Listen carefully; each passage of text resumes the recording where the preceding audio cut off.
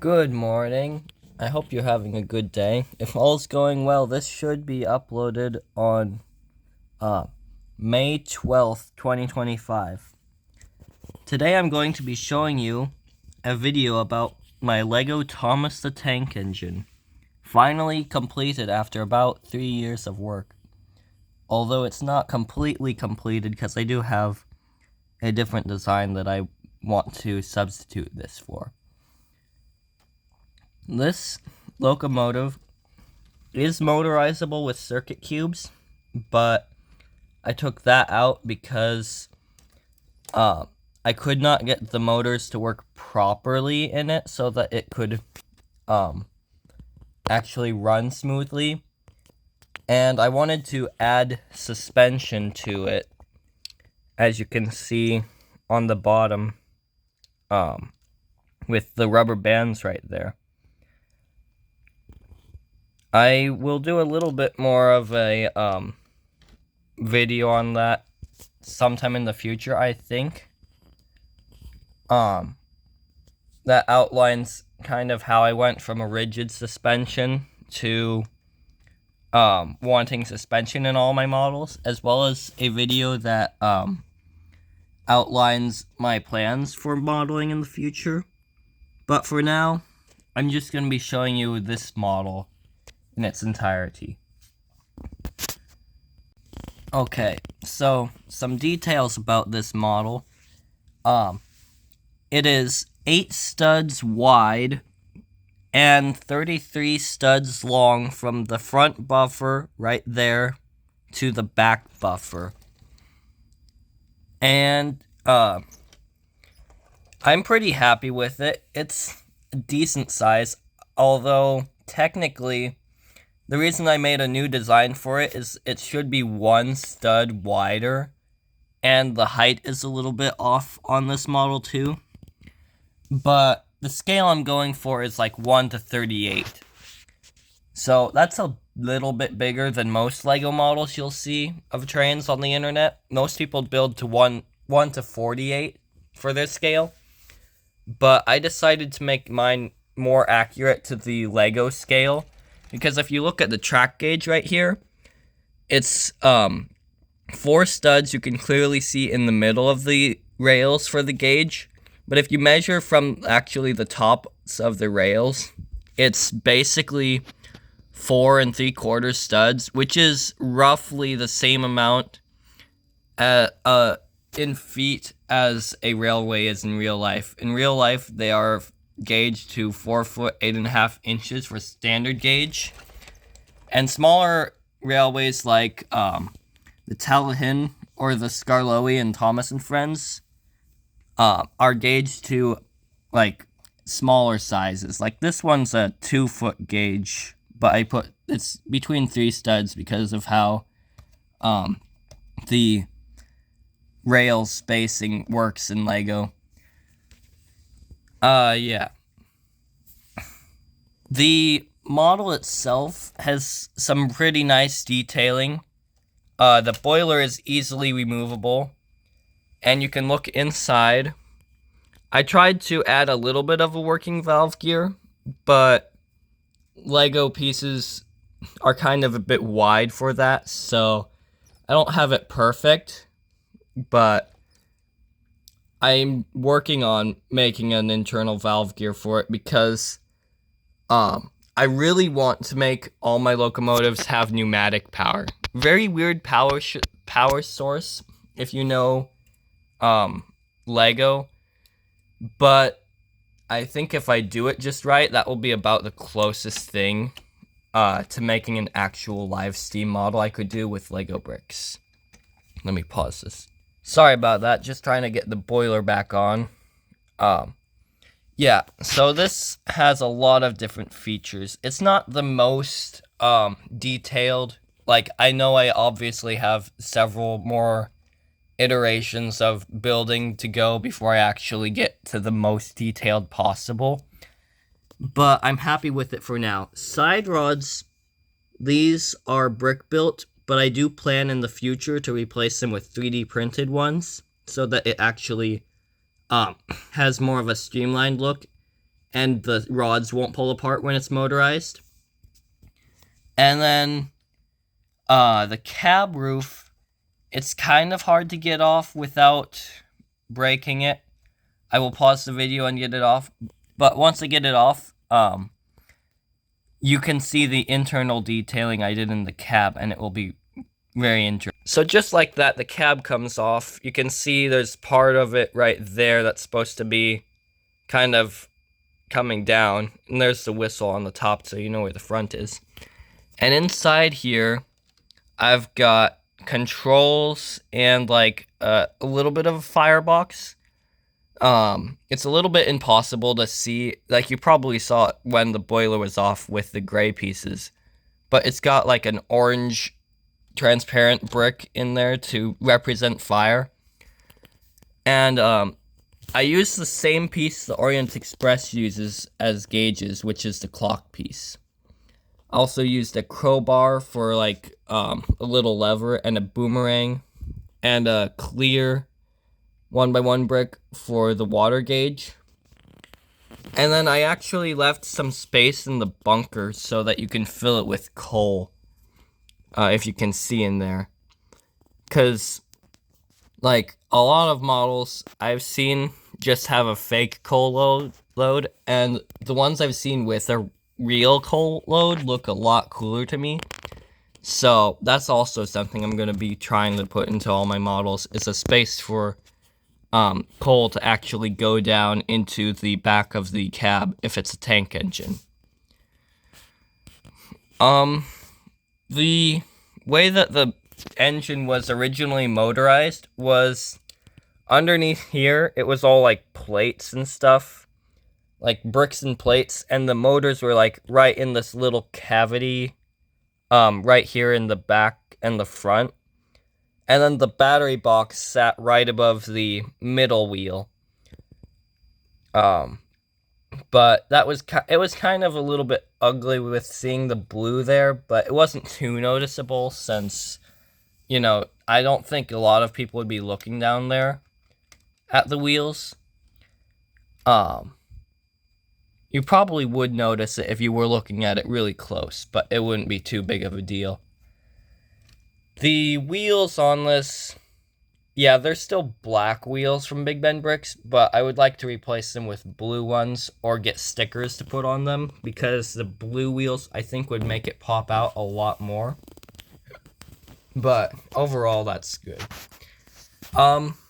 Yeah, this model was based on the London Brighton South Coast Railway E2 class locomotives. That were built between, I believe it was 1913 and 1916, but don't quote me on that. I will probably edit in the actual dates if you're watching this right now. But yeah, it was a special class of 10 locomotives. Thomas is supposedly number 106, and somehow made it all the way from the south coast of England to the northwestern coast, which is where Sodor is. So that's a very interesting bit of lore there. I decided to make my Thomas about as realistic as I could, so I put on like nameplates on both sides. I put on a little air brake thing. I put these little portholes that are actually made from Lord of the Rings pieces. I moved the water cap to the accurate position on the side tanks. And, of course, I added suspension because I want to make these Lego models about as realistic as you can go without going to, actual model railroading. Because I want to be able to update them if like the tooling or anything gets outdated, or like parts, I find a more interesting part to incorporate. So yeah. He was going to originally have a driver and fireman too, but I did not order the torsos for them, so his cab is empty for now. I do, however, have a Lego Sir Topham hat that is made from not custom pieces, from standard pieces on the Pick a Brick website. And so, yeah. He's got two facial expressions. He's got this first one, which is annoyed. And then he's got this angry one, because I couldn't find one that was disappointed on one side and happy on the other. But, yeah. And then last feature that I included with this Lego build was I built a pair of buffers. These buffers are actually pretty strong. You can see that one part came off the bottom there. But they work as buffer stops. But the thing I love about these, they're much stronger than the ones that I posted on my YouTube short showcasing my work in progress of Thomas. But they still break apart if something hits them too hard, like that. So, okay, I fixed Thomas. So, yeah, the buffers, they're basically perfect for what I'm going for, because I want to make my Lego model railway as realistic as possible. So I still want to avoid derailments as much as possible, but I want to make it so if I did want to simulate a runaway train, that it would crash realistically too. Yeah, I'm also planning on 3D printing a face for Thomas, and basically making Thomas and Friends faces for him. I do have a file made, but I need to get the Lego connections done on that. And then also, yes, I do want to switch this to pneumatic power, which will require special cylinders to be printed. But the reason why it doesn't have a motor in here right now is because when I was testing out putting suspension in it, because I wanted to try and minimize the details on the bottom getting messed up, and I figured that if it wasn't rocking around, they wouldn't hit the track as much. That didn't really work out too well. And also when the motors were in there, the entire suspension system on the middle wheels would just get torn apart because it's only held on by one stud. So yeah, I didn't get that very well figured out. I will be trying to figure out a way to do that in the future, so that if you did want to motorize it traditionally, you could do that. But for now, it's good enough, I guess. Yeah. Testing for this model also was very interesting. This is my first actual steam locomotive mock that I've actually completed. I have built a couple of unfinished ones before. I attempted a Percy before I even started on this. And as you can see, there's a Scarloey right here that I kind of started working on. But, yeah, this is in the very early stages of production. But for Thomas, I built a few very rough test models. First one was built probably in 2022, and it was like this, but it was slightly too big. And there were several other things structural issues with it. I started building in real life, but then after I got my very, very rough design figured out, I started building it in Bricklink Studio. And then I got a bit of inspiration, probably in the, a couple months, or maybe even just a couple weeks after that in 2022, I'm pretty sure it still was.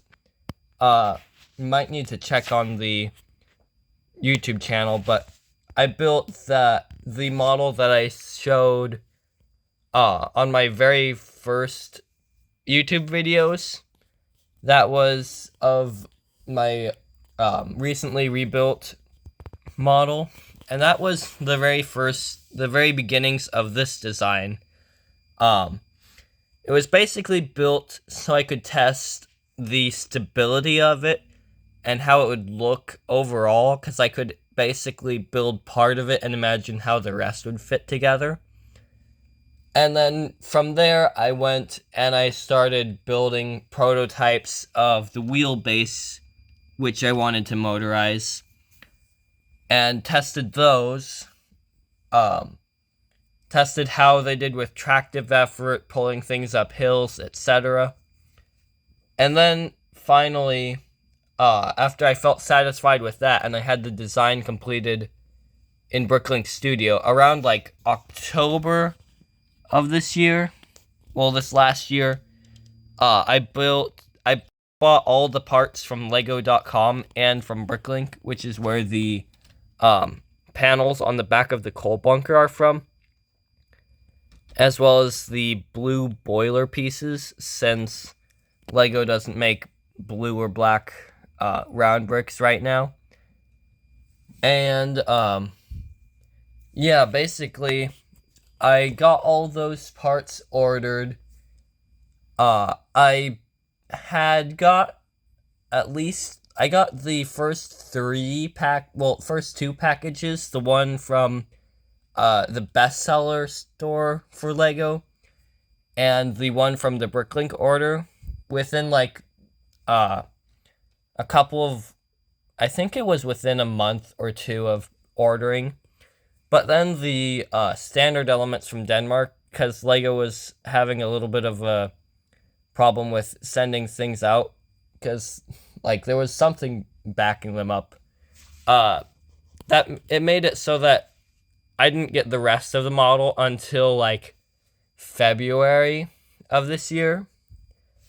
And I built it as soon as I got all of the parts, but I didn't have time at that point to make a video about it. So I figured, well, I'm going to be making all the footage in probably March, editing it in April, and then releasing it in May. So that's what I'm doing right now.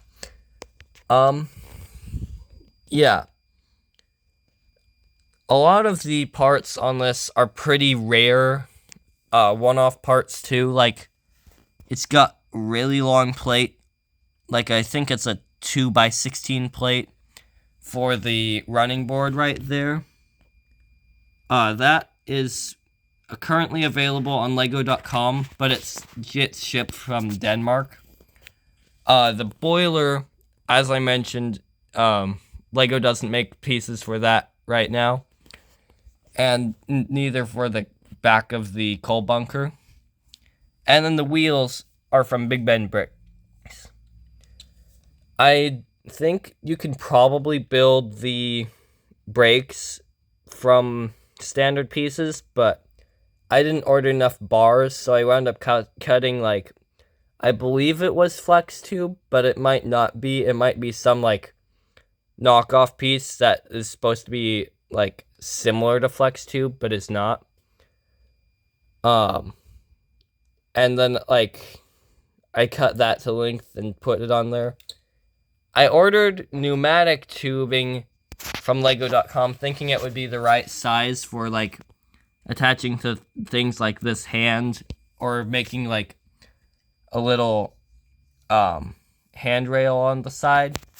But then I realized that pneumatic tubing and flex tubing are not the same thing.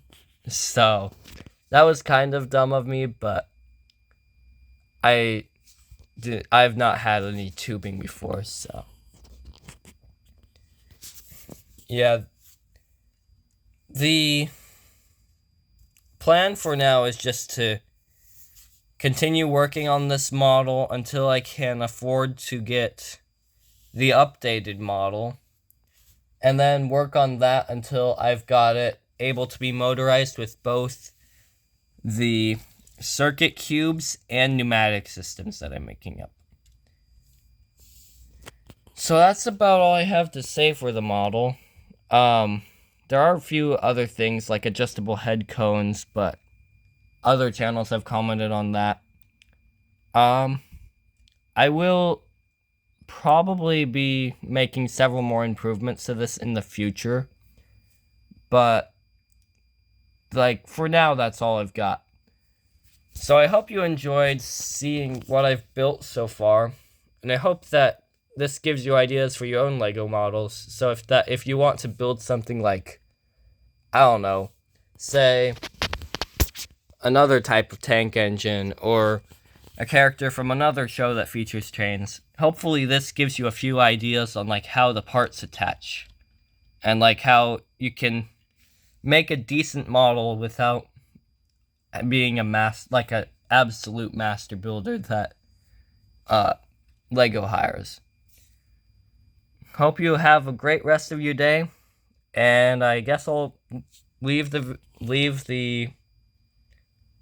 to the comments section to tell you sorry about that. For you to tell me what you think. Have a great day.